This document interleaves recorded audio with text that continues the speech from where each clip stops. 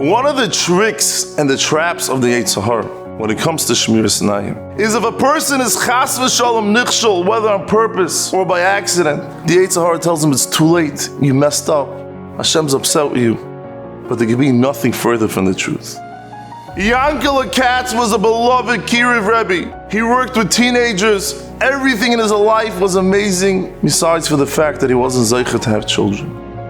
After 10 years of tefillas and crying, they were zeicha to a beautiful baby. They named him Moishele. Moishele brought so much simcha into their life. When he turned 3, it was a tremendous occasion. Yankele brought Moishele to get upsharim by the Gedolim. Then he brought him to the cheder to lick off the honey. After he finished licking off the honey, he brought him to his Mora, dropped him off in the plague roof. A few minutes later, he gets a phone call. The Mora says, something's wrong with Moishele. I think you should pick him up. He says, nah, he had a tiring day. Let him rest. But a few minutes later, she calls again. She says, you have to come now. By the time Yankele got there, the ambulance was there. Moishele was unconscious. Unfortunately, Moishele didn't make it to the hospital. What a heart-wrenching levaya that waited 10 years for this child.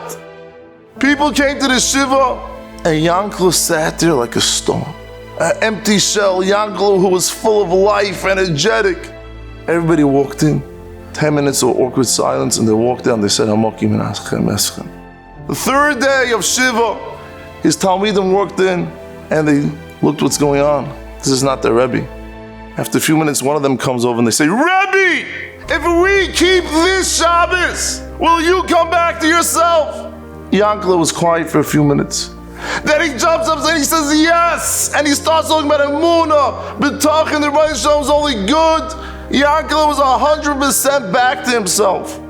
A few weeks later, one of Yankele's friends asked him, what did these guys promise you already? They didn't say they're going to keep Shabbos for the rest of their life. They only promised one Shabbos. Yankele said, at first I thought the same thing.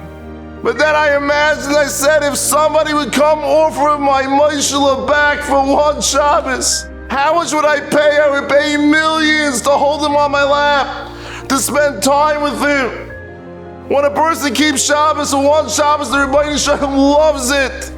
The Yushalmi in Bracha says, when you give Shmiras Einayim to the Rabbi Shalom, Rabbi Shalom says, you're with me.